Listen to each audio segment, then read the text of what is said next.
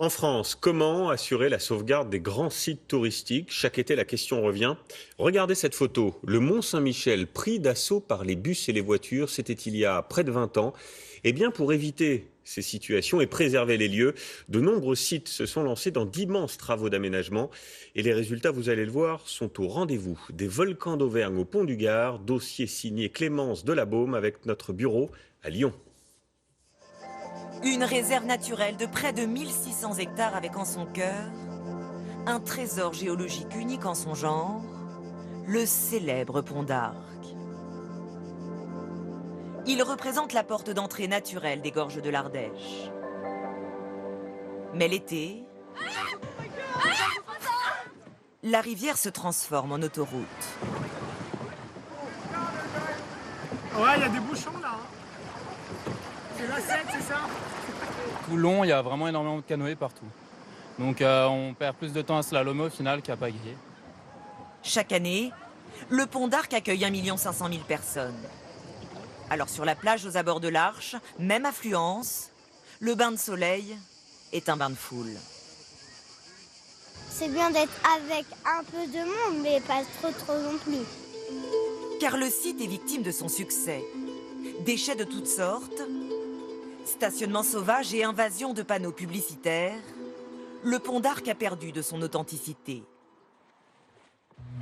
Alors dans les lieux touristiques, comment continuer à accueillir des visiteurs tout en préservant l'environnement? Certains sites ont relevé ce défi comme le Puy de Dôme ou encore le pont du Gard, patrimoine mondial de l'UNESCO. Avec 1 500 000 touristes par an, c'est le monument antique le plus visité de France. Qu'est-ce qu'on dit? C'est génial les vacances. Il y a 20 ans, voilà à quoi ressemblait le site. Au pied du pont, des voitures et des cars de tourisme. Quelques mètres plus loin, quantité d'échoppes et de restaurants. Vous voyez pas, ça fait vraiment boui-boui, non? Vous n'avez pas l'impression que ça fait un peu boui-boui quand on arrive? Vous parlez des commerces qui sont ici? Il n'y a pas de toilettes, il n'y a rien. Ça peut pas être pire. Sonia Sabati a bien connu cette époque. Elle s'en souvient encore. Il y avait une sorte de circulation qui continuait depuis le parking et descendait sur cette barre rocheuse.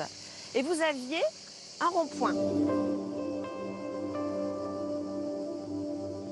Ça gâchait un petit peu la vie du Pont du Gard, surtout le rond-point, l'amas de voitures, le bruit, l'odeur, et puis les fumées de voitures, c'est quand même de la pollution, donc il fallait quand même lui donner un petit peu de respiration à ce pont. Sonia Sabati a assisté à la Révolution. 5 ans de travaux et le site est entièrement réaménagé. Toutes les infrastructures touristiques sont reculées de 500 mètres environ et pour accueillir les touristes, cet édifice sort de terre. Alors ce bâtiment, donc, qui est le bâtiment d'accueil et d'espace de découverte, il est enterré aux 2/3 pour ne pas être visible depuis le pont du Gard. À l'intérieur, musée, sanitaire, restauration, les visiteurs déambulent d'un endroit à l'autre. Résultat, fini la concentration de touristes au niveau du pont.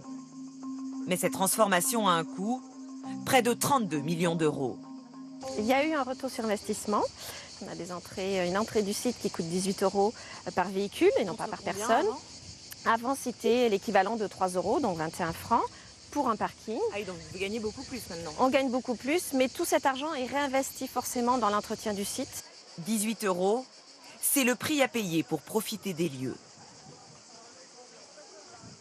C'est merveilleux, c'est magnifique. C'est très joli. Il n'y a pas de mots. Le site est resté à l'état sauvage en fait. Il est préservé. Pour conserver le patrimoine quel qu'il soit, investir est une nécessité. À 400 km du pont du Gard, le Puy de Dôme, un volcan d'Auvergne, a même cassé la tirelire. Au total, 86 millions d'euros pour ce train à crémaillère électrique, inauguré en 2012. C'est très doux, on l'entend pas, et on a l'impression d'être en apesanteur. Aujourd'hui, impossible d'atteindre le sommet en voiture. Seul moyen, la marche ou le train. Je préfère le train. Parce que comme ça on peut voir la vue, parce que généralement en voiture il y en a toujours un qui conduit donc on voit pas bien. en voiture, en train, on peut en profiter.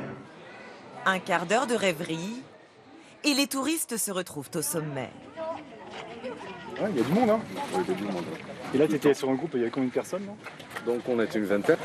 Selon le patron des lieux, le train, c'est chaque année près de 50 000 véhicules en moins, 150 tonnes de CO2 non rejetées et surtout plus de touristes.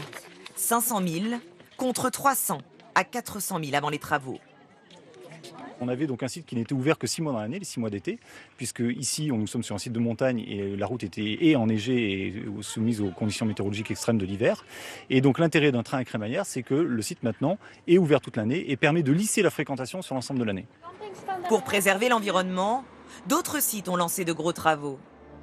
La baie de Somme, le marais Poitevin, le cap Blanc-Nez et le cap Griné dans le Pas-de-Calais ou encore l'Avenne d'Orniac en Ardèche. Au total, ils sont 14 à avoir obtenu le label Grand Site de France qui récompense ce type d'initiative.